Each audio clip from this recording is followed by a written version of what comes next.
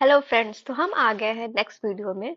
इसमें हम डिस्कस करेंगे बिहार टीचिंग एग्जाम तैयारी फॉर मैथ से कुछ इंपॉर्टेंट क्वेश्चन। इसमें हमने मिक्स क्वेश्चन लिए हैं और मैंने ऑलरेडी 20 क्वेश्चन डिस्कस करके उसका एक वीडियो प्लेलिस्ट में बना के ऐड कर दिया है। तो इस वीडियो में हम स्टार्ट करेंगे क्वेश्चन नंबर 21 से। तो कंटिन्यू करेंगे। इसमें मैंने नंबरिंग करके सारे क्वेश्चन डिस्कस किए हैं, तो ट्राई करेंगे कि हम टोटल 200 क्वेश्चन डिस्कस करें। मिक्स क्वेश्चन, प्रीवियस ईयर के क्वेश्चन, इंपॉर्टेंट कई सारे वैरायटी के क्वेश्चन हम इसमें सॉल्व करेंगे। तो बिना टाइम वेस्ट किए let's start. So first question is a metallic sphere of radius 10.5 centimeter is melted and then recast into small cones, each of radius 3.5 centimeter and height 3 centimeter. The number of such cone is।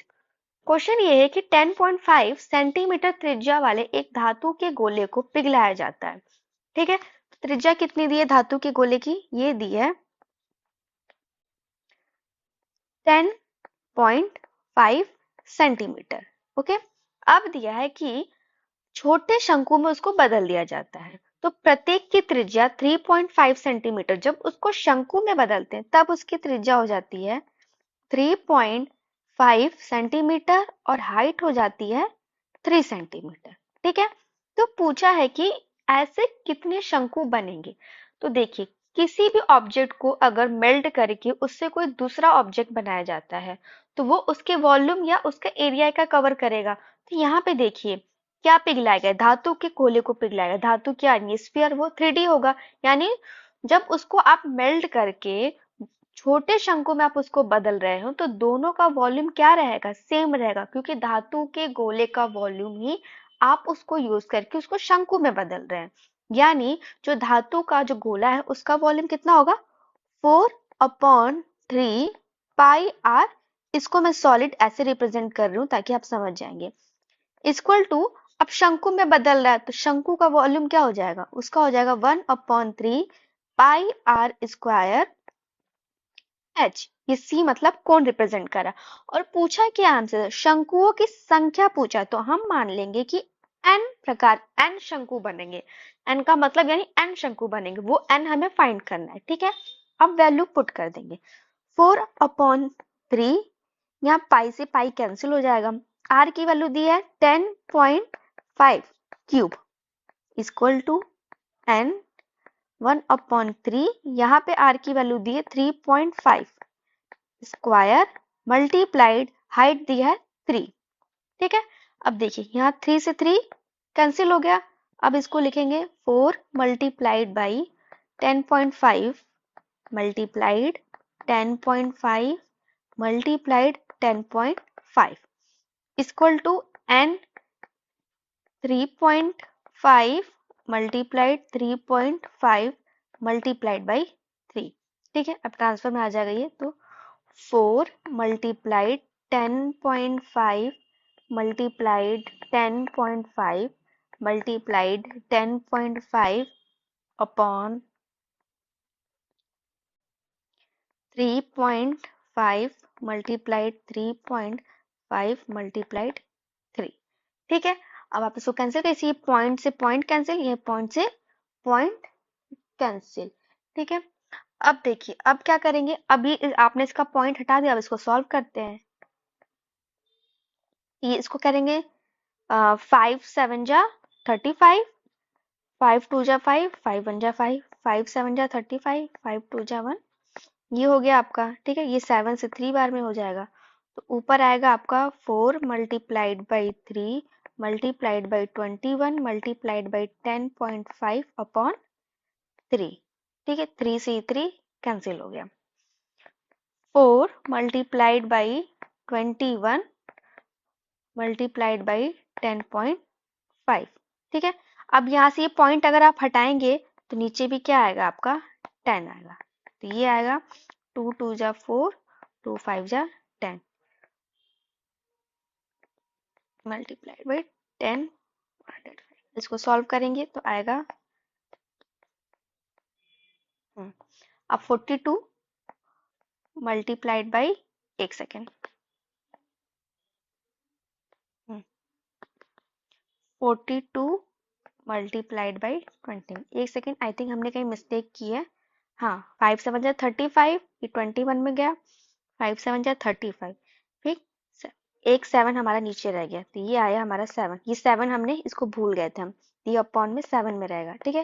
तो 7 3 जा 21, तो आया हमारा 3 2 जा 6, 3 4 जा 12। तो 126 कोण हमारे बनेंगे, ठीक है। आई होप आपको ये क्वेश्चन समझ में आएगा। दोनों का वॉल्यूम इक्वल रख के वैल्यू पुट करके आप इसको सॉल्व करेंगे तो उसका आंसर आ जाएगा।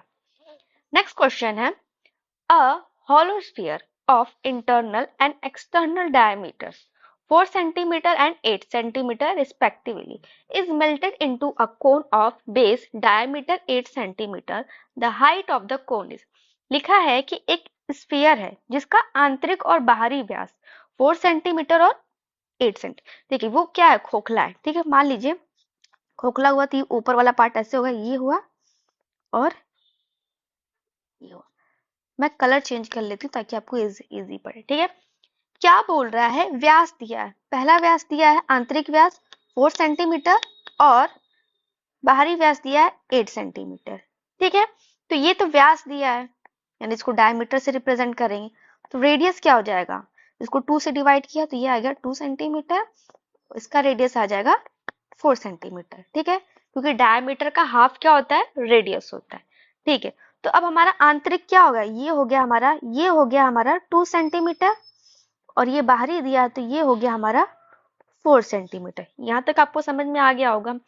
अब आगे बोल रहा है कि इनको पिघलाकर 8 सेंटीमीटर व्यास वाले एक शंकु में बदल दिया जाता है। अब जो शंकु बन रहा है, ठीक है, मान लीजिए ये हमारा शंकु बन रहा है, ये बना हमारा शंकु, ठीक है। तो क्या कह रहा है, जब इसको शंकु में पिघलाकर बनाया जा रहा है तो उसका 8 सेंटीमीटर व्यास, यानी इसका व्यास दिया है 8 सेंटीमीटर, इसका रेडियस कितना हो जाएगा 4 सेंटीमीटर, ठीक है। तो ये हो जाएगा हमारा 4 सेंटीमीटर, यानी ये हो जाएगा हमारा यहाँ तक, ये हो गया हमारा 4 सेंटीमीटर, ठीक है। तो शंकु की हाइट यानी ऊंचाई, हमसे ये हाइट पूछ रहा है। अब देखो यहाँ पे ये जो हमारा पार्ट है इसका हम वॉल्यूम निकालेंगे। वॉल्यूम क्या होगा 4/3 पाई, ठीक है, ये हो गया। अब देखिए जो बाहर वाला त्रिज्या दिया है, यानी इसको कैपिटल आर मान लेंगे, ये आप होगा, इसको मान लेंगे कैपिटल आर, इसको मान लेंगे स्मॉल, इसका क्यूब माइनस आंतरिक यानी इसका क्यूब, ठीक है। ये इक्वल हो जाएगा किसके, ये इक्वल हो जाएगा जो शंकु दिया है उसके वॉल्यूम के बराबर, यानी 1/3 पाई आर स्क्वायर एच, ये इसके बराबर हो जाएगा, ठीक है। क्योंकि इसके ही वॉल्यूम को पिघलाकर हमने ये शंकु को बनाया है, तो इसके वॉल्यूम के बराबर हो जाएगा। अब वैल्यू पुट कर देंगे, 4/3 पाई, कैपिटल आर की वैल्यू 4 है तो 4 cube minus 2 cube equal to 1/3 pi, इसकी रेडियस कितना है 4 centimetre, 4 square multiplied by h, height हमें फाइंड करनी है। तो पाई से पाई कैंसिल, 3 से 3 कैंसिल, 4 4 का क्यूब कितना होता है 64 माइनस 2 का क्यूब 8 इक्वल टू 4 का स्क्वायर मल्टीप्लाइड बाई एच। अब देखिए यहाँ से 4 से 4 कैंसिल हो गया, अब 64 minus 8 equal to 4 multiplied by h. 64 में से आप 8 को माइनस करेंगे तो आएगा आपका 56 equal to 4 multiplied by h. Height find करनी है तो हाइट इक्वल टू 56 को 4 से आप डिवाइड करेंगे तो आएगा हमारा 14 सेंटीमीटर। तो ऑप्शन में देखा हमारा 14 सेंटीमीटर है, ठीक है। जब भी कभी आंतरिक और बाहरी व्यास दिया हो तो उसको आप पहले रेडियस में कन्वर्ट करिए। रेडियस में कैसे कन्वर्ट करेंगे, उसको 2 से डिवाइड करके, यहाँ पे मैंने ऑलरेडी उसका रेडियस फाइंड कर लिया, ठीक है। अब इसका वॉल्यूम फाइंड करेंगे, तो वॉल्यूम कैसे फाइंड करते हैं, जो बाहरी दिया है उसमें से आंतरिक त्रिज्या को माइनस कर देंगे और इक्वल कर देंगे उस ऑब्जेक्ट, मतलब जो हमने बनाया है उसके वॉल्यूम के बराबर। तो हमने बनाया था शंकु, तो शंकु का जो वॉल्यूम यानी कोन का जो वॉल्यूम होता है 1/3 पाई आर स्क्वायर एच। तो दोनों का वॉल्यूम हमने इक्वल कर दिया, इक्वल करके इसमें सॉल्व करेंगे और हाइट पूछी थी उसने तो उसमें हमने हाइट उसका निकाल दिया। आई होप आपको ये क्वेश्चन समझ में आया होगा। अब चलते हैं नेक्स्ट क्वेश्चन पे।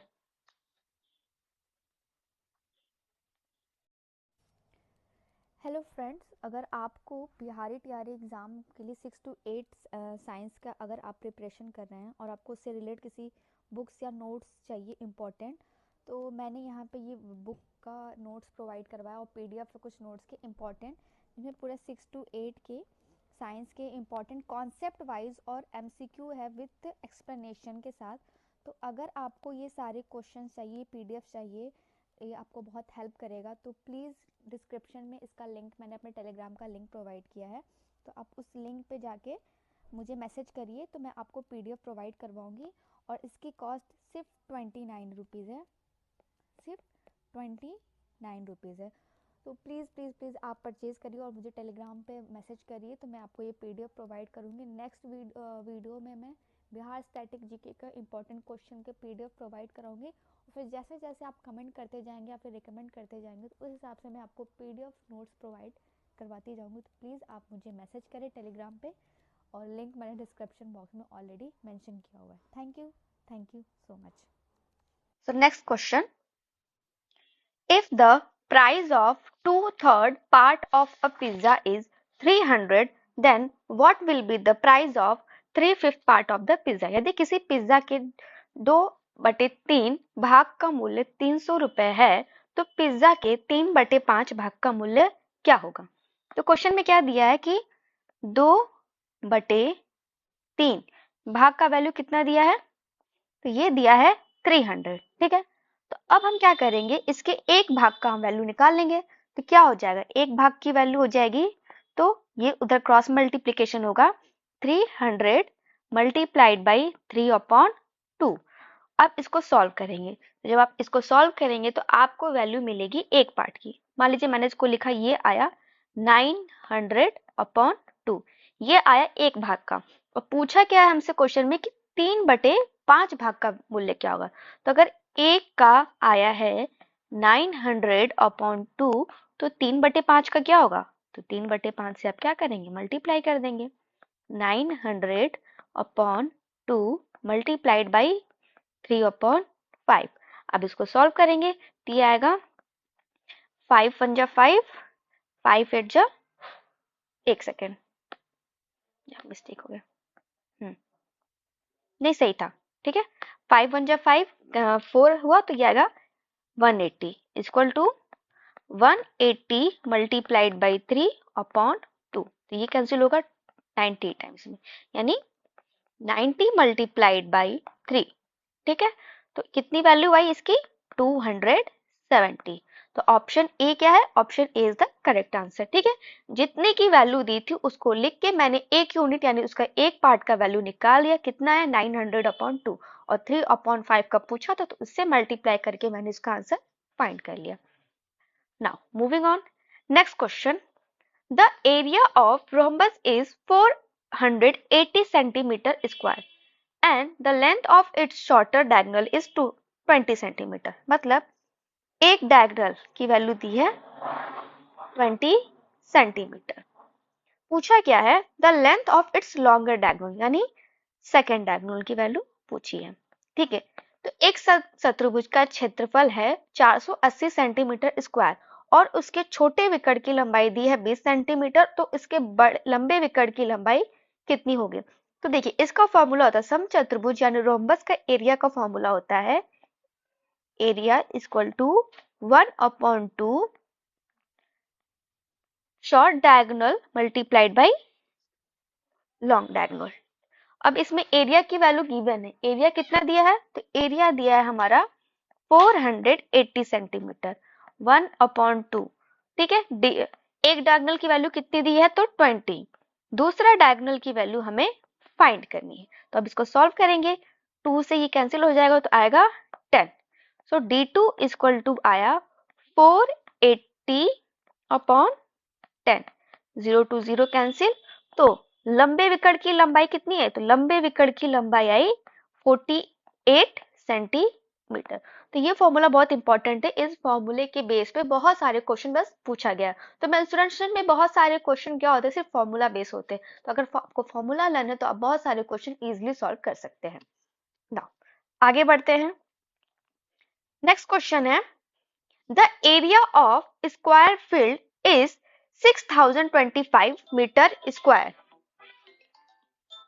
A man cycles along its boundary at the speed of 18 km per hour. In how much time will he return to the shot in a point?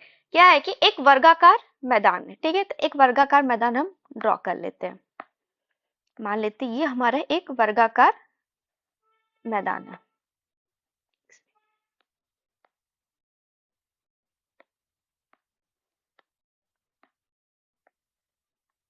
ये हो गया हमारा वर्गाकार मैदान, ठीक है। अब क्या पूछ रहा है, और इसका क्षेत्रफल कितना दिया है? इसका क्षेत्रफल दिया है, यानी ए स्क्वायर की वैल्यू दी। क्षेत्रफल क्या होता है वर्गाकार का, या तो उसका एरिया होता है साइड मल्टीप्लाइड बाई साइड, यानी उसके साइड का जब हम स्क्वायर करते हैं तो उसका क्षेत्रफल निकल के आता है। और उसकी वैल्यू दी है 6025 मीटर स्क्वायर। अब क्या कह रहा है कि एक आदमी इसकी सीमा पर 18 किलोमीटर आवर की स्पीड से चलता है। स्पीड कितनी दी है उसकी? 18 किलोमीटर पर आवर। वह कितने समय में आरंभिक बिंदु पर वापस आ जाएगा? ठीक है, देखिए ये आपका स्क्वायर है, इसकी सारी साइड क्या होती है? इक्वल होती है। स्क्वायर में क्या होता है? All sides are equal to each other, मतलब इसके जो चारों साइड्स है वो इक्वल होते हैं। और ये होता है उसका डायगोनल, ये क्या होता है? a रूट 2, ठीक है। अब देखिए ये क्या है? ए स्क्वायर की मतलब इसका एरिया दिया है इतना, तो इसका हम क्या निकाल लेंगे? साइड निकाल लेंगे। अगर आप इसका रूट निकालेंगे तो क्या आ जाएगा? तो देखिए इसका सिंपल सा ट्रिक है, लास्ट में क्या दिया? 25, यानी ये 5 का स्क्वायर होगा। अब आप देखिए कि जो 600 है किसके स्क्वायर के एकदम पास है? देखिए तो 600 से सबसे बड़ा क्या होगा? 625, तो 25 का स्क्वायर है। और 600 से छोटा क्या होगा? 24, यानी 576 जो उसका स्क्वायर है। तो उन दोनों स्क्वायर के बीच में ये नंबर आ रहा है, तो उसमें हमेशा क्या करते हैं? छोटे वाले नंबर को लेते हैं। जैसे कि ये 24 के स्क्वायर और 25 के स्क्वायर के बीच में आता है, तो इसमें क्या करते हैं? छोटी वाली वैल्यू को लिखते हैं। ये ट्रिक है। ये शॉर्ट टाइम में आप क्या कर सकते हैं? किसी भी वैल्यू का स्क्वायर रूट निकाल सकते हैं। तो ए की वैल्यू क्या, यानी हमारे साइड की वैल्यू क्या आ गई?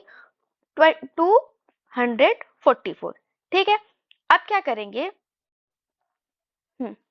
अब हम क्या फाइंड करेंगे? अब हम फाइंड करेंगे कि इसका पेरीमीटर क्या है। तो पेरीमीटर की वैल्यू क्या होती है?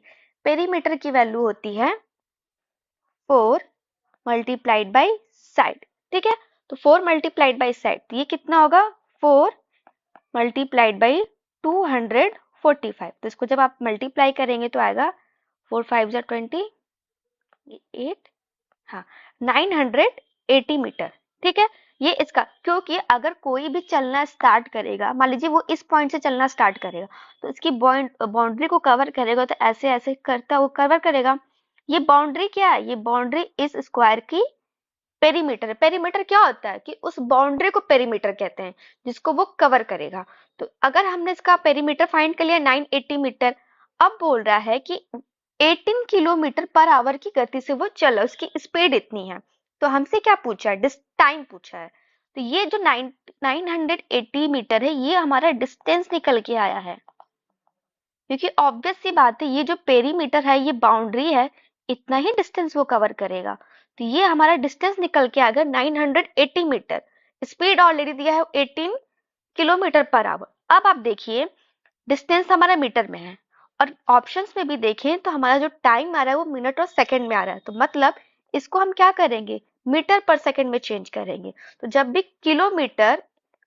किलोमीटर पर आवर से हमें जाना हो मीटर पर सेकंड में, तो हमेशा क्या करते हैं? 5/18 से मल्टीप्लाई करते हैं। तो इसमें अगर हम 5/18 से मल्टीप्लाई करेंगे तो आएगा हमारा टाइम 5 सेकेंड, ठीक है। तो ये हमारा टाइम आ गया, सॉरी स्पीड आ गया सेकंड में। अब टाइम का वैल्यू होता है time equal to distance upon speed.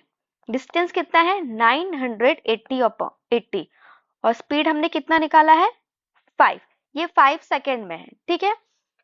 तो अब इसको क्या करेंगे, आप मिनट में चेंज करेंगे, सॉरी 1 सेकेंड, मीटर पर सेकेंड में आया है और हमें टाइम फाइंड करना है मिनट में। हाँ, तो ये सेकेंड में आया है, तो मीटर पर सेकेंड में आया, तो इसको मिनट में चेंज करने के लिए हम क्या करेंगे, नहीं नहीं सही है, सही है, सॉरी सॉरी सॉरी, ये 980 हमारा सही आया है। अब इसको मैंने 5 से डिवाइड किया, ठीक है। इसको जब हमने 5 से डिवाइड किया तो हमारा आया 5 1 जा 5, ठीक है, 5 1 जा 5, 5 9 जा 45, 5 6 जा 30, तो 190 सेकेंड आया। अब आप ऑप्शन में देख रहे हैं तो ऑप्शन में क्या दिया, मिनट में दिया और सेकंड में दिया, यानी 196 को हम पहले क्या करेंगे, मिनट में चेंज करेंगे। तो मिनट में चेंज करने के लिए हम उसको 60 से डिवाइड करेंगे, ठीक है। क्योंकि देखिए 1 मिनट में कितना होता है, 1 मिनट में होता है 60 सेकेंड, ठीक है, 60 सेकेंड होता है। तो जब आप 1 second, 1 minute equal to 60 second, तो सेकेंड को जब आप मिनट में चेंज करते हैं तो हमेशा क्या करते हैं, उसको 60 से डिवाइड करते हैं, यानी 1 सेकेंड की वैल्यू क्या होगी, अगर मिनट में आप निकालेंगे तो 1/60 मिनट। इसीलिए हम भी हमेशा टाइम अगर सेकेंड में दिया उसको मिनट में चेंज करना, तो हमेशा 60 से उसको डिवाइड करते हैं। तो अब आप जब इसको डिवाइड करेंगे तो आपका आंसर आएगा 3 मिनट 60 सेकेंड। तो ये हो गया आपका फाइनल आंसर। यहाँ पे थोड़ी सी मेरे से मिस्टेक हो गई तो प्लीज उसको इग्नोर करिएगा। अब चलते हैं नेक्स्ट क्वेश्चन पे। नेक्स्ट क्वेश्चन है फाइंड द वैल्यू ऑफ, एक इक्वेशन दिया है, आपको उसका क्या करना है, वैल्यू फाइंड करना है, ठीक है। तो इसको सॉल्व करते हैं। पहला दिखा डिनोमिनेटर और डिनोमिनेटर में कुछ लिखा हुआ, उसको हम सॉल्व करेंगे। लिखते हैं 14n plus 4 plus 7 power n plus 3 multiplied by 2 power n plus 3 upon denominator में है 13 multiplied by 14 power n plus 14 to the power n, ठीक है। अब इसको सॉल्व करते हैं तो आपको पता होगा कि एक्सपोनेंट में एक फॉर्मूला होता है, जैसे कि अलजेब्रिक एक्सपोनेंट में बहुत सारे फॉर्मूले होते हैं। जैसे कि मान लीजिए मैंने लिखा a मल्टीप्लाइड बाई b की पावर n, ठीक है। तो इसका होता है मतलब कि a to the power n multiplied by b to the power n, जो पावर होता है वो डिस्ट्रीब्यूट हो जाता है इक्वली, ठीक है। तो आप यहाँ पे आप देखिए ये जो है 7 to the power n plus 3 multiplied by 2 to the power n plus 3, power क्या है, दोनों का सेम है, पावर दोनों का सेम है। तो अगर इस फॉर्मूले को अप्लाई करें तो ये क्या हो जाएगा, 7 मल्टीप्लाइड बाई 2 n प्लस 3, ठीक है। बेस अगर डिफरेंट है और पावर सेम है तो बेस का मल्टीप्लाई हो जाता है और पावर क्या होता है, वो सेम हो जाती है। तो यहाँ पे वैल्यू क्या आ जाएगी इसकी, यहाँ पे वैल्यू आएगी 14 to the power n plus 3, ठीक है। अब सेम यहाँ पे वही करते हैं, इसको सॉल्व कर लिया हमने, तो इसको लिख सकते हैं 14 to the power n plus 4 plus 14 to the power n plus 3 upon 13 multiplied 14 to the power n plus 14 to the power n, ठीक है। अब आप देखिए डिनोमिनेटर में आपको कुछ कॉमन दिख रहा होगा, क्या, 14 to the power n denominator में हमें कॉमन दिख रहा है, तो हम क्या करेंगे, उसको बाहर ले लेंगे।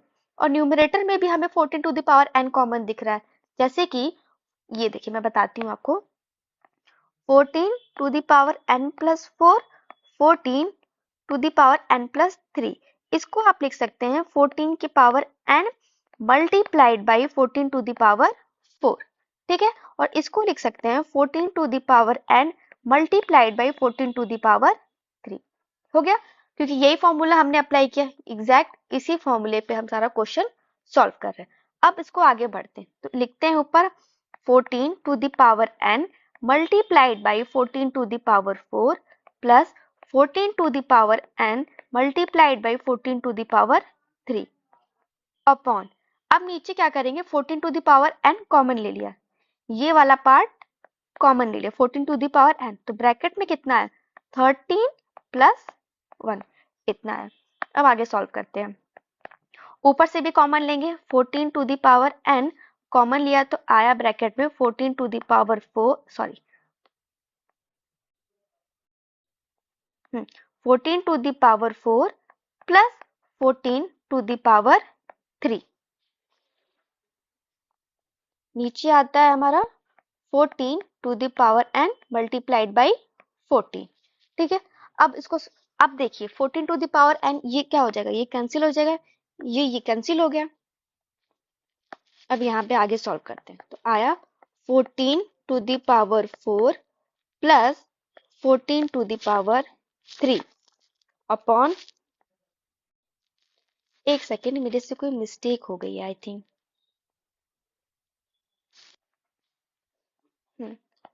सो न्यूमरेटर में आया 14 to the power 4 plus 14 to the power 3 upon 14। अब क्या करेंगे, 14 कॉमन ले लेंगे, 14 कॉमन लिया तो आया ब्रैकेट में 14 cube plus 14 square upon 14। 14 to 14 cancel हो गया। ठीक है, तो अब क्या बचता है 14 क्यूब ब्रैकेट में प्लस 14 स्क्वायर। तो 14 का क्यूब क्या होता है, 14 का क्यूब होता है 2940 और 14 का स्क्वायर होता है 196। इसको जब आप ऐड करेंगे तो आपका आएगा 6492, यानी एक सेकंड नहीं, 14 का क्यूब होता है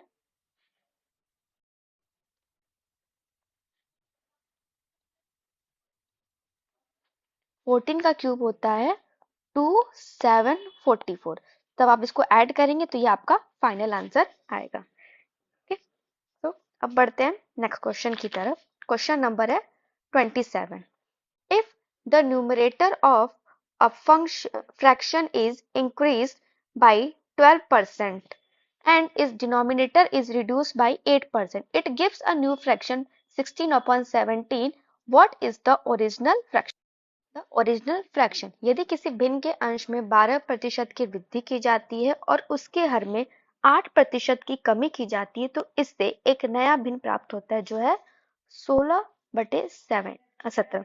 तो मूल भिन्न क्या है? ठीक है, बहुत इजी क्वेश्चन है। मान लेते हैं कि वो पहला रेशियो क्या था, पहले भिन्न था x/y, ये पहले था। ठीक है, तो अब क्या होता है किसी के अंश में यानी उसमें उसका 12% वृद्धि की जाती, तो 12% वृद्धि का मतलब 112%।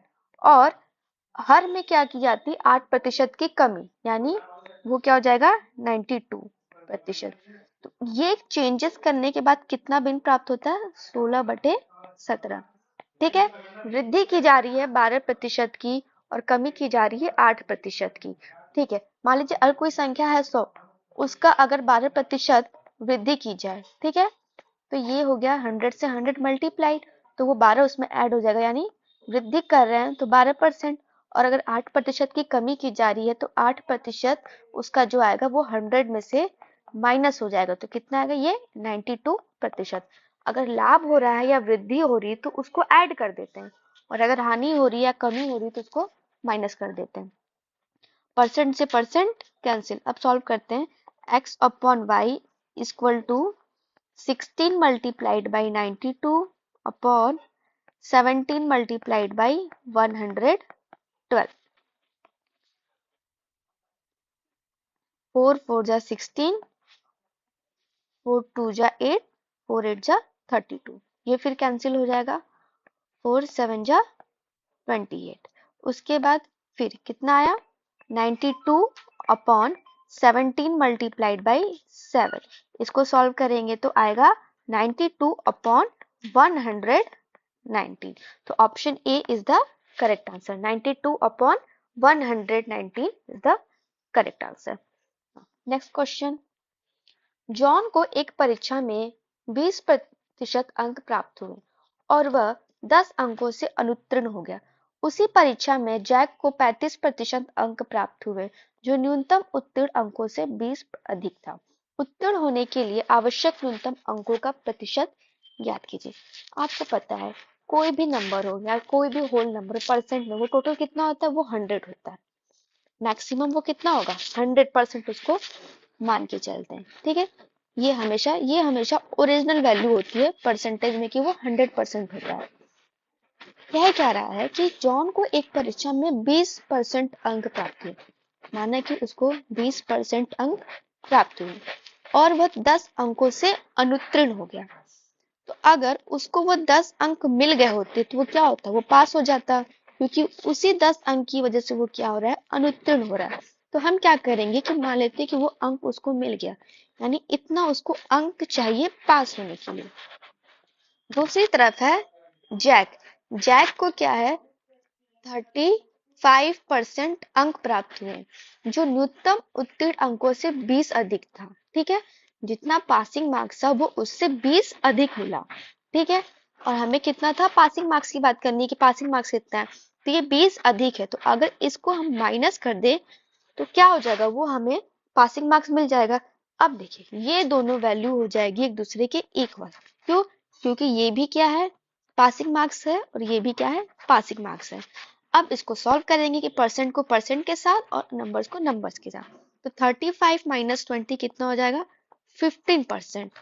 और 10 प्लस 20 कितना हो जाएगा, ये 30 हो जाएगा। ठीक है, अब सॉल्व करेंगे, 15% की वैल्यू 30 दी है, तो 1% की वैल्यू कितनी हो जाएगी, 30/15 इक्वल टू 2।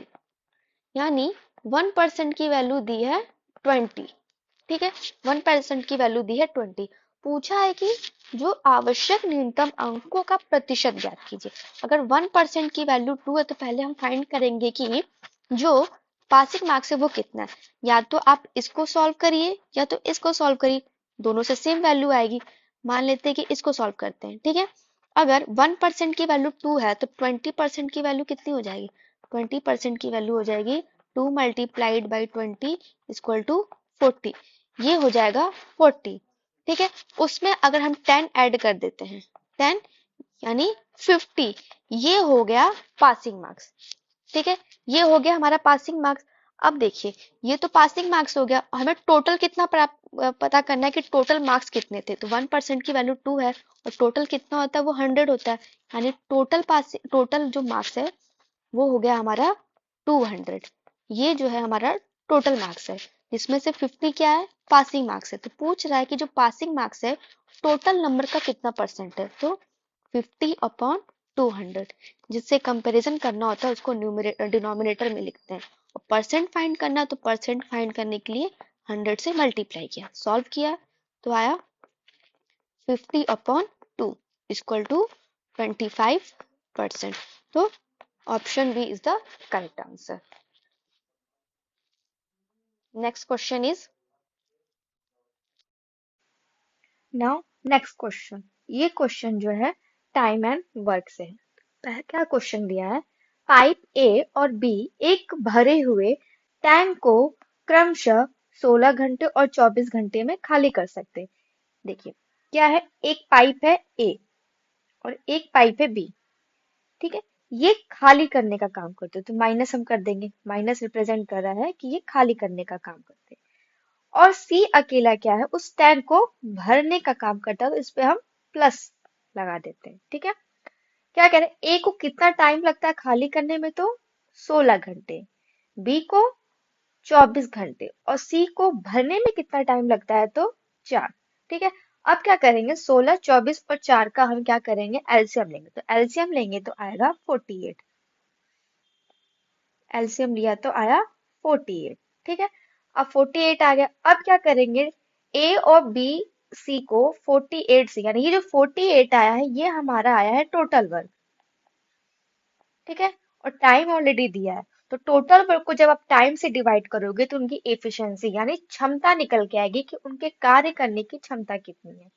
तो देखिए ए की क्षमता कितनी आई, 48 को 16 से डिवाइड किया तो आया 3, 48 को 24 से डिवाइड किया तो आया 2, और 48 को 4 से डिवाइड किया तो 12 आया। यानी ए की जो क्षमता है 3 है, बी की क्षमता 2 है और सी की क्षमता 12 है। यानी ए 3 खाली करता है, बी 2 खाली करता है और सी भरता कितना है, तो 12। पूछा क्या है कि टैंक कितने समय के बाद 35% भर जाएगा। सबसे पहले हम फाइंड कर लेंगे कि पूरा भरने में कितना टाइम लगेगा, यानी 100% कितने में भर जाएगा। तो ये देखिए, ये तो माइनस है, ये भी माइनस है और ये प्लस है। टोटल वर्क ये दिया है। ठीक है, अब हम टाइम निकालेंगे। तो टाइम क्या होता है, टोटल वर्क अपॉन उनकी एफिशिएंसी। तो एफिशिएंसी को ऐड करेंगे, तो ये देखिए ये दोनों माइनस में, तो ये हो जाएगा, ये -5 हो जाएगा और ये 12, ठीक है, ये प्लस में है, तो कितना आया, 12 में से 5 माइनस किया तो आया ये हमारा 7, ठीक है। यानी टोटल एफिशिएंसी कितनी आ रही है, टोटल एफिशिएंसी आ रही है 7, कि इतना समय लगेगा उनको भरने में। टोटल ये पूरा 100% की वैल्यू निकाली कि 100% ये भरेगा 48/7 में। तो हमसे पूछा है कि ये बताइए कि उस टाइम का कितना 35% भर जाएगा। देखिए 100% भर रहा है कितने में, 48/7 आवर में। तो 1% कितने में भरेगा, तो ये होगा 48/7/100। फाइंड कितने का करना है कि 35% कितना भरेगा, तो 35% भरेगा तो हो जाएगा आपका 48/7 multiplied by 100 multiplied by denominator में 35, ठीक है। अब क्या करेंगे, ये देखिए 7 से कट जाएगा, कैंसिल हो जाएगा, तो ये आएगा 5 में परसेंट से परसेंट कैंसिल हो गया, आया 48 मल्टीप्लाइड बाई 100, ये हो जाएगा 20, यानी 48/20। इसको फिर 2 से डिवाइड करेंगे तो ये हो जाएगा आपका, ऊपर आएगा 2 2 जा 4, 2 4 जा 8, नीचे आया 10, ये आया आपका 2.4, ठीक है। 2.4। अब देखते हैं ऑप्शंस में कैसे दिया है, ऑप्शंस में तो ऐसे दिया है, तो इसको आप ऐसे भी कर सकते हैं डायरेक्टली, उसको पॉइंट डेसिमल में चेंज ना करके, जैसे हमारे को क्या 2 1 जा 2, 2 2 जा 4, ये आया 5, यानी 12/5। जब आप इसको चेंज करेंगे तो ये आएगा आपका 2:2/5। पॉइंट में भी करेंगे तो आपका ये ऑप्शन भी करेक्ट है और ये भी, ये रेशियो में, लेकिन ऑप्शन में क्या दिया, रेशियो में दिया है, तो रेशियो में आपने चेंज किया, यानी option C is the correct answer. Next question है, ये मेंसुरेशन से है कि in trapezium A B C D, A B parallel to D C and M and N are the midpoints of sides AD and BC respectively. If AB is equal to 12 centimeter, MN is equal to 14 centimeter, then the value of CD. समलंब चतुर्भुज है, ठीक है। सबसे पहले हम समलंब चतुर्भुज draw करेंगे कि वो होता है कैसा। ये हो गया हमारा ट्रेपेजियम यानी समलंब चतुर्भुज, ठीक है। ये हो गया AB, ये हो गया हमारा DC, ये पैरेलल है अकॉर्डिंग टू द क्वेश्चन के अकॉर्डिंग ये पैरेलल। अब कह रहा है कि भुजा, ये जो AD और BC के मध्य बिंदु क्या है, ये MN है, ये AD का मध्य बिंदु है, ये BC का मध्य बिंदु, इसको हमने क्या किया, मिला दिया, तो ये हमारा आ गया MN। अब देखिए क्वेश्चन में AB की वैल्यू दी है 12 और MN की वैल्यू दी है 14। फाइंड किसका करना है हमें, CD का। तो देखिए ट्रेपेजियम में क्या होता है कि ये जो लाइन है AB लाइन और DC लाइन, इनका जो एवरेज होता है वही मध्य बिंदु लाइन होती है, ठीक है। इनका एवरेज ही मध्य बिंदु का लाइन होता है, मतलब ये जो MN होगा हमारा, ये MN होगा AB और DC का एवरेज, यानी AB प्लस CD अपॉन 2। ये इसका फॉर्मूला होता है, क्योंकि इन दोनों का एवरेज ही ये मिडिल वाली लाइन होती है, यानी ये MN। ये ट्रेपेजियम की बात कर रही हूँ। अब क्या करेंगे, सिंपल, अब हम फॉर्मूले में रख देंगे। तो MN की वैल्यू कितनी दी है, MN की वैल्यू दी है 14, AB वैल्यू 12 और CD की वैल्यू हमें फाइंड करनी, तो हम ऐसे ही लिख देंगे CD। अब 2 उधर जाएगा तो आएगा 28 इक्वल टू 12 प्लस CD। अब CD को इसमें माइनस कर देंगे, तो 28 माइनस 12 आएगा हमारा 16 सेंटीमीटर, यानी option is the correct answer. Next question की ओर चलते हैं। नेक्स्ट क्वेश्चन दिया है, the length of a diagonal of rhombus is 80% of its other diagonal, then the area of rhombus is x times the square of the larger diagonal is. ठीक है, यहाँ पर रोम्बस की बात हो रही है, तो क्या कह रहा है कि length of diagonal of rhombus वो कितना दिया है 80%। तो देखिए पहले 80% है तो उसको हम रेशियो में चेंज करते हैं, रेशियो में चेंज करने से क्या होता है, क्वेश्चन हमारे लिए इजी हो जाता है। 80% को रेशियो में चेंज करेंगे तो 80/100, ठीक है। अब इसको रेशियो में चेंज किया कैंसिल करके तो ये आएगा हमारा 4/5। कह रहा है कि length of diagonal of rhombus is 80% of the other diagonal, यानी पहला क्या है, अगर 5 है तो दूसरा क्या है, वो 4 है। क्वेश्चन में कह रहा है कि रोम्बस जो है उसका एक डायगोनल 80% है ऑफ इट्स अदर डायगोनल, उसको हमने रेशियो में चेंज कर दिया। रेशियो में चेंज करने के बाद क्या कह रहा है, रेशियो में जब हमने चेंज कर दिया, अब हमें सेकंड को फाइंड करना है। जैसे देखिए, पहले फॉर्मूला लिखेंगे। एरिया क्या होता है रोम्बस का, इसका एरिया होता है 1/2 d1 मल्टीप्लाइड बाई d2, ये हो गया।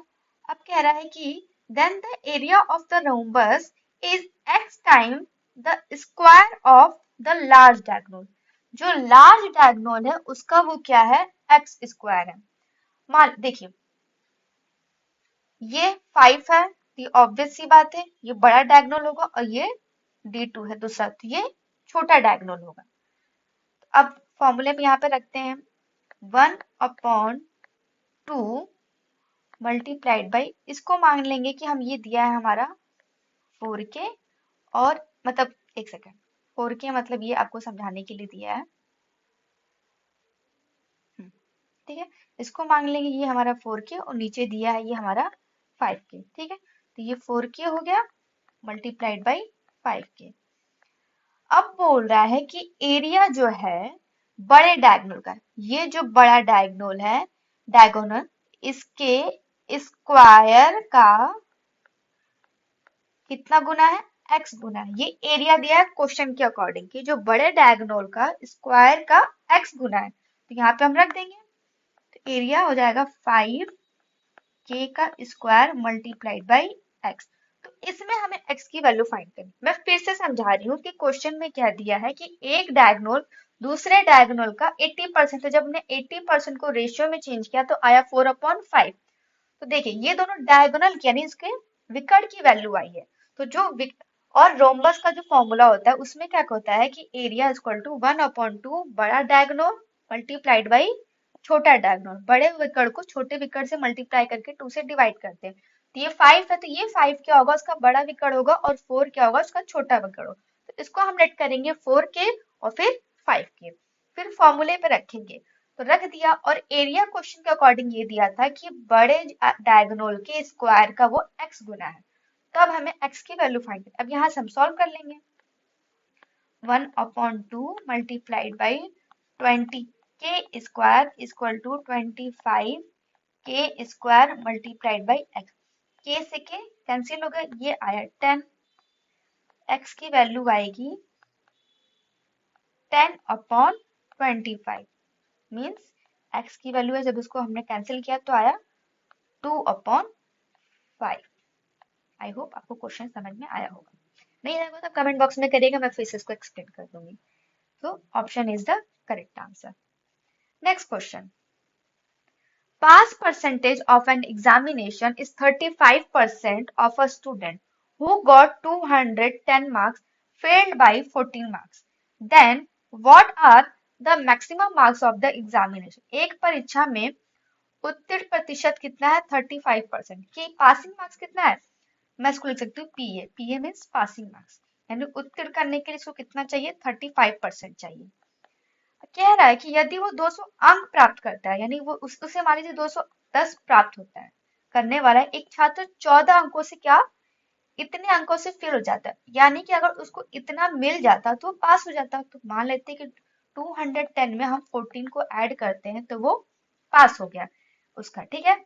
और क्वेश्चन के अकॉर्डिंग पासिंग मार्क्स कितना दिया है, 35%, ठीक है। तो ये हमारा हो गया 35%, क्वेश्चन के अकॉर्डिंग ये दिया, तो इसको ऐड किया तो आया हमारा 35% आया इक्वल टू 200 यानी 224, ठीक है। अब 35% की वैल्यू आ रही 224, तो 1% की वैल्यू कितनी आएगी, 224/35, ये हो गया। फाइंड हमें क्या करना है, हमें परीक्षा के अधिकतम अंक प्राप्त करने, तो ये तो 1% की आएगी, तो हम 100% का निकाल लेते हैं। तो 100% निकाला 124 अपॉन 35 मल्टीप्लाइड बाई 100।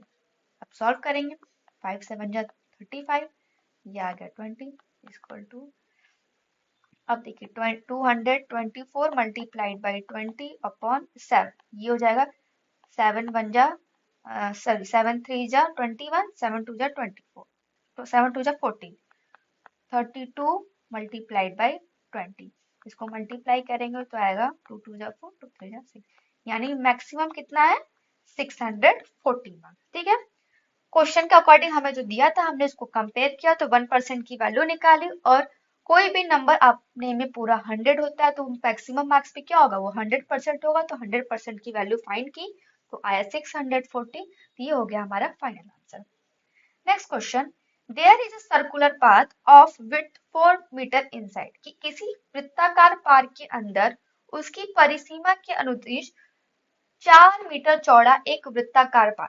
ठीक है, मान लीजिए ये दो सर्कल मैंने बनाए, इसको मैं अलग अलग कलर से ड्रॉ करती हूँ, पहला ये है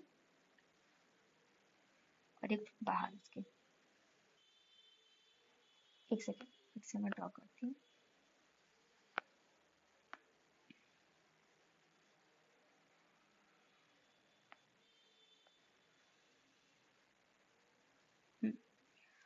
क्या कह रहा है कि किसी वृत्ताकार पार्क के अंदर उसकी परिसीमा के अनुदिश 4 मीटर चौड़ा एक वृत्ताकार पाथ, ये जो है ये पथ दिया है। ठीक है, ये कितना मीटर है, ये 4 मीटर है। ठीक है, और इस पार्क की त्रिज्या है 16 सेंटीमीटर। ठीक है, यहां से कलर चेंज कर देती हूँ, यहां से ये जो है ये कितना दिया है, ये आपका दिया है 16 सेंटीमीटर।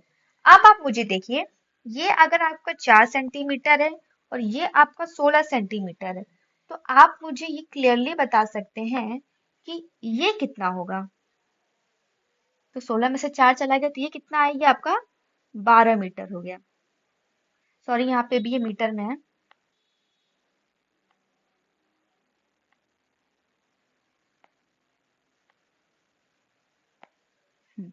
ठीक है, हो गया। अब यहाँ सबको अलग अलग सबका मालूम चल गया। ठीक है, पथ 4 मीटर का है, रेडियस पार्क की त्रिज्या 16 मीटर की, और ये जो अंदर वाले का हमने निकाला है वो 4 मीटर का आ गया। अब पूछ रहा है कि तो पथ का क्षेत्रफल बताइए। क्या बताइए, पथ का क्षेत्रफल बताइए। अब मैं आपसे पूछूं कि ये जो ये अंदर वाला है इसका एरिया निकाल के इस बड़े वाले के एरिया में से अगर हम माइनस कर दें तो हमें क्या इसकी वैल्यू नहीं मालूम चल जाएगी? ऑब्वियसली हमें इसकी वैल्यू मालूम चल जाएगी अगर बड़े वाले में से हम छोटे का माइनस कर देंगे। अब एरिया का फॉर्मूला क्या होता है, एरिया का फॉर्मूला होता है पाई आर स्क्वायर। ठीक है, ये वृत्त के एरिया का फॉर्मूला होता है, लेकिन यहाँ पे त्रिज्या दो दो दी है तो हम मान लेंगे कि बड़े वाले का हो जाएगा कैपिटल आर स्क्वायर, छोटे वाले का हो जाएगा स्मॉल आर स्क्वायर। और हमें रेडियस की वैल्यू ऑलरेडी मालूम है, और यहाँ पे देखिए हमें पाई का उपयोग करना है, तो पाई की वैल्यू हम रखेंगे 3.14। बड़े रेडियस की वैल्यू है 16 स्क्वायर और छोटे वाले की है 12 स्क्वायर।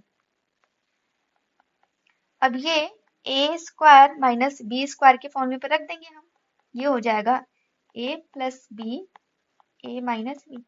अगर आपको स्क्वायर भी याद है तो आप स्क्वायर भी इजिली से कर उससे भी डायरेक्ट सब्ट्रैक्ट कर सकते हैं, या तो आप इस फॉर्मूले पे भी रख के कर सकते हैं। तो ये आया 3.14, दोनों को ऐड किया तो आया 28, माइनस किया तो आया 4। ठीक है, अब इसको हम क्या करेंगे, मल्टीप्लाई करेंगे। तो मल्टीप्लाई करके ये आप मुझे इसका आंसर बताइए कि मल्टीप्लाई करने पे इसका आंसर कितना आ रहा है। वैसे मैं जितना मुझे मालूम इसका आंसर आएगा 351.68 मीटर स्क्वायर। ठीक है, तो मैंने डायरेक्टली इसका आंसर लिख दिया है, अब इसको सॉल्व करके देख लीजिए। Okay, next question.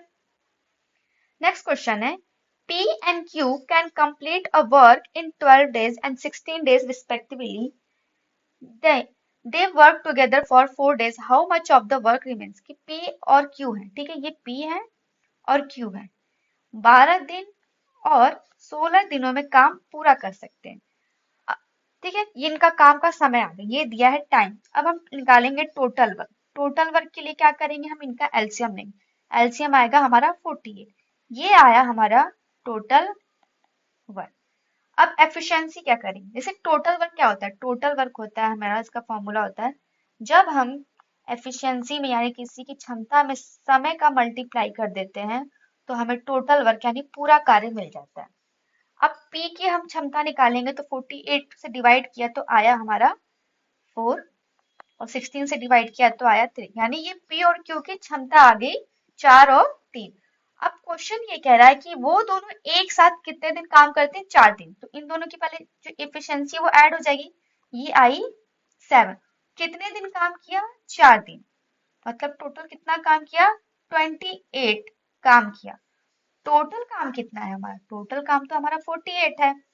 48 में से जब हमने 28 माइनस किया तो आया हमारा 20, ठीक है 20 आया, बट ये हमारा फाइनल आंसर नहीं है, ये हमारा रिमेनिंग वर्क नहीं, क्योंकि क्वेश्चन में पूछा है कि जो शेष कार्य है वो टोटल कार्य का कितना बचा है, ठीक है। कंपैरिजन करना, जब 48 में से आपने 28 माइनस किया वो 20 आया, उसकी तुलना करनी है टोटल वर्क से, यानी 20 टोटल वर्क का कितना है, ये हमसे पूछा है। जब आप इसको सॉल्व करेंगे तो आएगा 5/12, ये शेष है। अगर ऑप्शन में 20 दिया है और आपने इसको टिक कर दिया तो ये गलत हो जाएगा, क्यों, क्योंकि क्वेश्चन में पूछा है कि टोटल में से जो बचा हुआ काम है टोटल वर्क का कितना शेष बचा हुआ है, तो उससे कंपैरिजन करके जब हमने सॉल्व किया तो 5/12 काम शेष बचा है। नेक्स्ट क्वेश्चन है, तीन क्रमागत प्राकृतिक संख्या इस प्रकार है कि पहले का वर्ग और दूसरे तथा तीसरे के गुणनफल का योग 191 है। देखिए, एक तो है कि आप इसको बेसिक मेथड से करिए, एक दूसरा है कि आप डायरेक्टली इसको ऑप्शन से ट्राई कर सकते हैं। पहला तो मैं बता रही हूँ बेसिक मेथड से कि आप मान लीजिए क्रमागत प्राकृतिक संख्या की बात किया तो ये हो जाएगा पहला हमारा n, दूसरा हो जाएगा n+1, तीसरा हो जाएगा n+2। अब क्वेश्चन के अकॉर्डिंग क्या कह रहे हैं कि पहले का वर्ग यानी n स्क्वायर, दूसरे और तीसरे यानी ये दूसरे और तीसरे के गुणनफल n+1 मल्टीप्लाइड बाई n, एक सेकेंड, हाँ, n+2, ठीक है, के योग का ये जो है 191 है, इसका स्क्वायर इन दोनों के गुणनफल का जो जब योग आप निकालेंगे तो ये 191 क्या है, तो देखिए क्लियरली दिख रहा है कि जब आप इसको सॉल्व करेंगे तो एक समीकरण बनेगा, उसको सॉल्व करेंगे तो बहुत ज्यादा आपका टाइम कंज्यूम होगा, बट आपको बेसिक भी आना चाहिए तो आप इससे भी सॉल्व करके एक बार अपना आंसर देख लीजिएगा। बट मैं ऑप्शन से चेक करूँ, ऑप्शन क्या दिया, पहला ऑप्शन देखते हैं कि पहला दिया है 9, 10, 11। पहला क्या दिया है कि पहले का वर्ग यानी 9 का वर्ग क्या हो जाएगा 81 प्लस दूसरे तथा तीसरे के गुणनफल यानी 10 मल्टीप्लाइड बाई 11। देखते हैं क्या ये 191 आता है, 81 प्लस ये आया 110, इसको ऐड किया तो पहला ही ऑप्शन हमारा करेक्ट आ गया, ठीक है, यानी पहला option is the correct answer. आप बाकी ऑप्शंस को भी ट्राई कर सकते हैं, लेकिन हमारा यहाँ पे पहला ही ऑप्शन करेक्ट आ गया, यानी फर्स्ट ऑप्शन इज करेक्ट। और बाकी आप इसको बेसिक मेथड से भी कर सकते हैं, ये आपके ऊपर है। नेक्स्ट क्वेश्चन है कि in a school the total number of boys is 20% more than the total number of girls, what is the ratio of the number of boys to that of girls in the school, कि एक school में लड़कों की संख्या लड़कियों की कुल संख्या से कितनी ज्यादा है, 20%।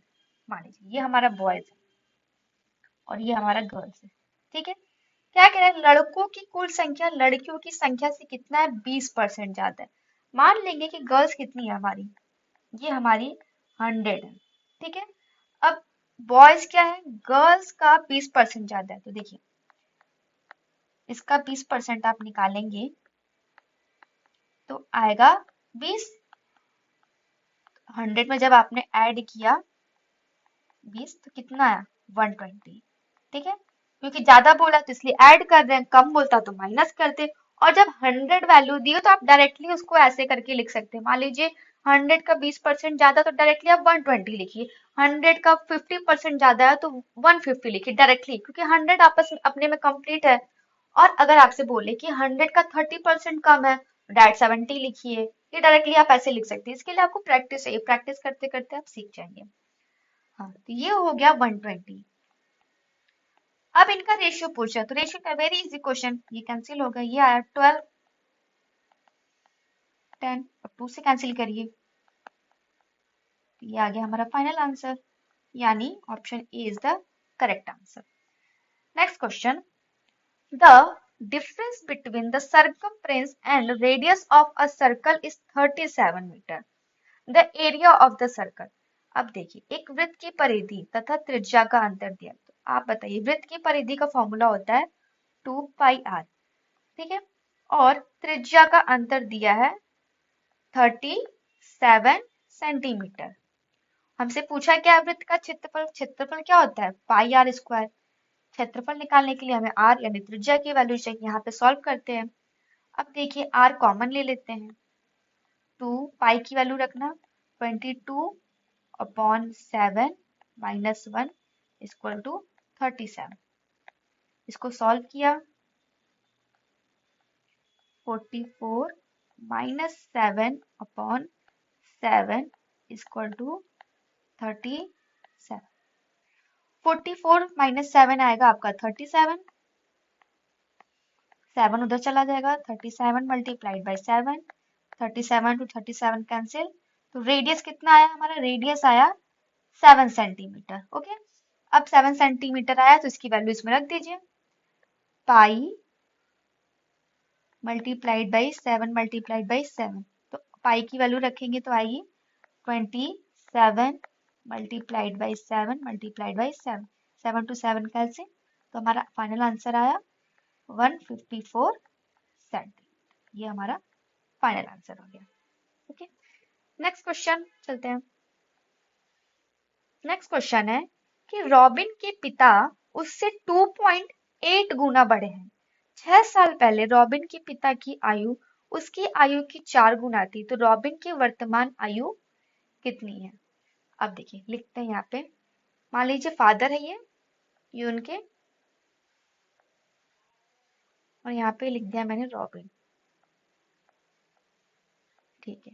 क्वेश्चन क्या कह रहा है, 2.8 गुना, अरे ये क्या है 2.8 है, इसको सिंपल में चेंज करते हैं, डेसिमल हटाएंगे तो आएगा 28/10, सॉल्व किया है तो 14/5, यानी कि जो रॉबिन के पिता है रॉबिन से 14/5 मतलब उतना गुना है, यानी कहने का मतलब सिंपल ही है, जब हमने रेशियो में चेंज कर लिया, ठीक है, तो नीचे वाली हमेशा क्या होती है, ओरिजिनल वैल्यू होती है, ऊपर वाला जो होता है जो क्वेश्चन में बता रहा है। क्वेश्चन में बता रहा है कि फादर उससे 2.8 गुना बड़े, यानी जब मैंने उसको रेशियो में चेंज किया तो कह रहा है कि रॉबिन जो है, सॉरी रॉबिन के जो पिताजी हैं और उनकी वैल्यू 14 है और उसके बेटे की वैल्यू यानी जो सन है उसकी वैल्यू 5 है, ठीक है, यानी अगर फादर 14 है, रेशियो में निकाला मैंने, तो बेटा कितना है 5 है, ठीक है, ये वर्तमान की है, मैं लिख दूंगी वर्तमान। अब क्वेश्चन में क्या आपको समझ में आया होगा, आई होप कि मतलब मैंने 2.8 डेसिमल को हटा के रेशियो में चेंज कर दिया, और हमेशा पता है कि डिनोमिनेटर में हमेशा ओरिजिनल वैल्यू दी होती है और न्यूमरेटर में हमेशा वो वैल्यू दी होती है जिसके बारे में वो बात कर रहा है या जिसके बारे में वो वैल्यू दी गई है, तो एग्जैक्ट वो न्यूमरेटर में आ गया, यानी फादर हो गया 14 और रॉबिन हो गया 5।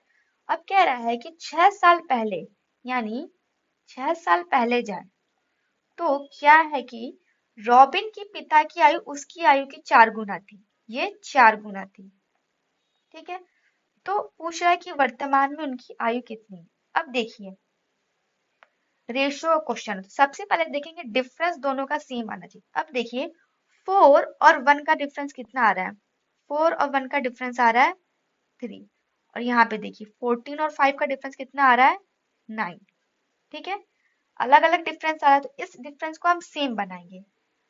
अगर हम इसमें 3 का मल्टीप्लाई करते हैं, दोनों का डिफरेंस सेम हो जाएगा, तो नया रेशियो क्या आया हमारा, नया रेशियो आया 12:3, 14:5। अब आप इनका डिफरेंस देखेंगे तो इसका डिफरेंस भी क्या है, एक सेकेंड, इसका डिफरेंस भी 9 है और इसका डिफरेंस भी 9, दोनों का डिफरेंस 9 हो गया। अब हमारा इक्वेशन सही हो गया, रेशियो सही हो गया। अब आगे सॉल्व करेंगे। अब देखिए 6 साल का अंतर दिया है यहाँ, 12:3, 14:5। 12 से 14 कितना आ रहा है 2, और 3 से 5 आ रहा है 2। इतने का डिफरेंस आ रहा है, बट क्वेश्चन के अकॉर्डिंग वो डिफरेंस कितना दिया है 6। क्यों? क्योंकि 6 साल पहले की वो एज दी है। रॉबिन के पिता उसकी आयु की 4 गुना थी। तो 12 से जब आप 14 आ रहे हैं तो कितना आगे बढ़ रहे हैं 2, यानी 2 साल का डिफरेंस आ रहा है। और वो डिफरेंस कितना दिया क्वेश्चन में 6 दिया है। तो 2 की वैल्यू अगर 6 है तो 1 की वैल्यू कितनी आई 3। ठीक है, यूनिट मेथड से करते हैं। यूनिट 1 यूनिट की वैल्यू हमने निकाल दी। अब पूछा है कि वर्तमान में रॉबिन की आयु कितनी है। तो क्वेश्चन के अकॉर्डिंग वर्तमान में रॉबिन की आयु 5 है। तो यहाँ पे क्या हो जाएगा 3 मल्टीप्लाइड बाई 5 इक्वल टू 50। ये रॉबिन की एज आ गई। अगर फादर का पूछता तो फादर की एज कितनी आती 14 मल्टीप्लाइड बाई 3 इक्वल टू 42। ये फादर की आती, लेकिन हमसे क्वेश्चन में सिर्फ रॉबिन का पूछा तो मैंने सिर्फ रॉबिन का निकाला है। नेक्स्ट क्वेश्चन, यदि किसी बेलन की ऊंचाई दुगनी कर दी जाए तो उसके आधार की त्रिज्या को किस संख्या से गुणा किया जाए कि आयतन मूल आयतन के समान ही रहे। देखिए फॉर्मूला क्या होता है इसका, होता है पाई आर स्क्वायर एच। ये हो गया। अब क्या किया उसमें, उसने किससे मल्टीप्लाई कर दिया बेलन की ऊंचाई दुगनी कर। देखिए पाई को तो हम कंसिडर करेंगे नहीं क्योंकि कांस्टेंट है, तो इसमें तो कोई चेंज आएगा ही नहीं। तो जब ऊंचाई दुगनी कर दी हमने, यानी ये हो गई हमारी ऊंचाई। अब पाई को यहाँ पे निगलेक्ट करिए, क्यों? क्योंकि पाई कांस्टेंट है तो पाई में कोई चेंजेस वैसे भी नहीं आएगा। तो ये आ गया R square H equal to R square upon 2h। ठीक है, ये हम 1 मान लेंगे, ये 2 मान लेंगे। अब कह रहा है कि जब ऊंचाई को दोगुनी कर दी गई तो मुझे बताइए कि त्रिज्या को किस संख्या से गुणा करे कि इसका आयतन मूल आयतन के समान ही रहे। ये क्या है, ये हमारा मूल आयतन है। मतलब मूल आयतन हमारा कितना आना चाहिए, ये आना चाहिए, इसके समान रहना चाहिए। कि वही पूछ रहा है कि मूल आयतन के बराबर रहे तो त्रिज्या में कितने का मल्टीप्लाई करें। अब आप देखिए यहाँ से पहले सॉल्व करते हैं। r1 square upon r2 square equal to 2h upon h। h से h कैंसिल हो गया। r1 square upon r2 square, एक सेकेंड, तो r1 अपॉन r2। अब स्क्वायर रूट करेंगे तो ये आएगा √2 अपॉन 1। तो यहाँ से हम r2 की वैल्यू निकाल लेंगे, तो r2 की वैल्यू आएगी रूट, एक सेकेंड, r2 की वैल्यू आएगी r1 अपॉन √2। अब यहाँ तक आप समझिए, ठीक है। अब क्या कह रहा है, अब हम क्या करेंगे, पूछ रहा है कि त्रिज्या में कितने से मल्टीप्लाई करें कि वो मूल त्रिज्या के बराबर है। अब हम क्या करेंगे, r2 की वैल्यू इसमें रखेंगे। r2 की वैल्यू हमने यहाँ पे रख दी पहले क्वेश्चन, यानी ये दिया है r1 square h equal to r2 की जगह हमने रखा r1 स्क्वायर अपॉन, ये आ गया 2 मल्टीप्लाइड बाई 2, ये हो गया r1 स्क्वायर h। अब देखिए ये दोनों सेम आ गया, ये दोनों भी सेम आ गया। यही हमसे पूछा था कि त्रिज्या में किससे मल्टीप्लाई करें कि पहले का आयतन और जो बाद में दोगुना करने पे जो आयतन आ रहा दोनों सेम है। तो यहाँ पे आप देखिए, ध्यान दिए, जो त्रिज्या में किससे मल्टीप्लाई किया है r1 में, अगर हम 1 अपॉन √2 से मल्टीप्लाई कर देंगे तो ये दोनों सेम आ जाएगा।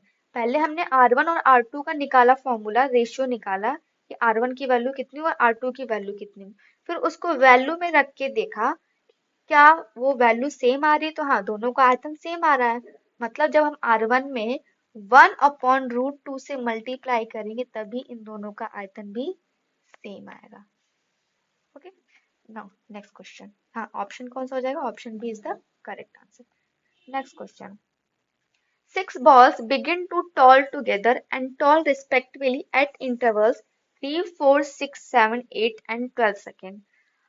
After how many seconds will they toll together again? 6 घंटियां एक साथ बजने लगती हैं और क्रमशः 3, 4, 6, 7, 8 और 12 के अंतराल पे बजती हैं, कितने सेकंड के बाद वह फिर से एक साथ बजेगी?